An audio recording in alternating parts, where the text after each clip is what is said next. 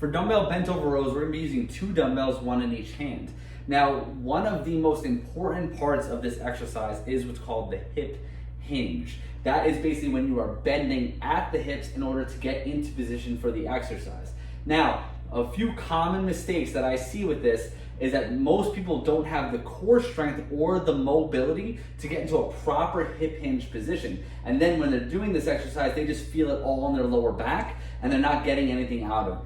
So what I want you to do is focus on the hip hinge. So what a proper hip hinge looks like is a slight bend in the knee, and then we're thinking about where our butt is going. We're not thinking about how low we can get our chest, because if I push my hips back, that is gonna pull my chest down. If I just try to dip my chest, I'm not doing anything with my hips, and then I'm rounding out my upper back and my mid back.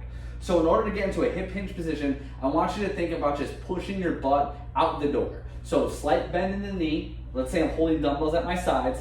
I'm gonna focus on this. This is such an important part of the exercise, so don't just rush into it just to get some reps in. Slight bend in the knees, and then drive your butt back.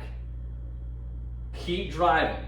Keep driving, keep driving, keep driving. You should start to feel a stretch in your hamstrings, slight bend in the knees. If you bend your knees a little bit more, it's gonna give you a little bit more slack. So for those of you who don't have a ton of mobility, if you feel like your hamstrings are super tight, then bend the knees a little bit more. It's gonna give you some more slack to get into the movement. So what we're doing is loading the weights up at our sides, and we're gonna do that again. We're gonna slight bend in the knee, and I'm driving my butt back. I'm keeping a straight line going from the back of my head to the top of my butt. I'm not sitting here like this with my back rounded and then just haphazardly rowing. I'm trying to get the most out of this exercise. So slight bend in the knee, drive the hips back, stretch those hamstrings, and I'm locked in here. Think about pushing your stomach into your thighs. That's gonna help you brace your core. And then I'm gonna exhale. I'm using my lats and shoulder blades. So I'm pulling from my lats and shoulder blades first, and then squeezing at the top.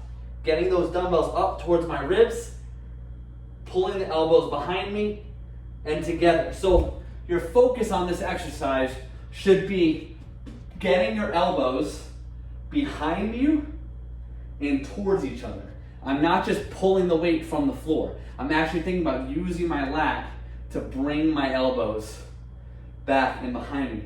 If you're doing this and you're still feeling a little bit of tension in the lower back, a great way to kind of modify this is still holding the weights, all of the same cues, but what you would do is you would take a wall, step in front of the wall, and then what you're gonna do is practice that hip hinge, drive back, back, back, back, back, until your butt is resting on the wall. And you're gonna put some pressure into the wall.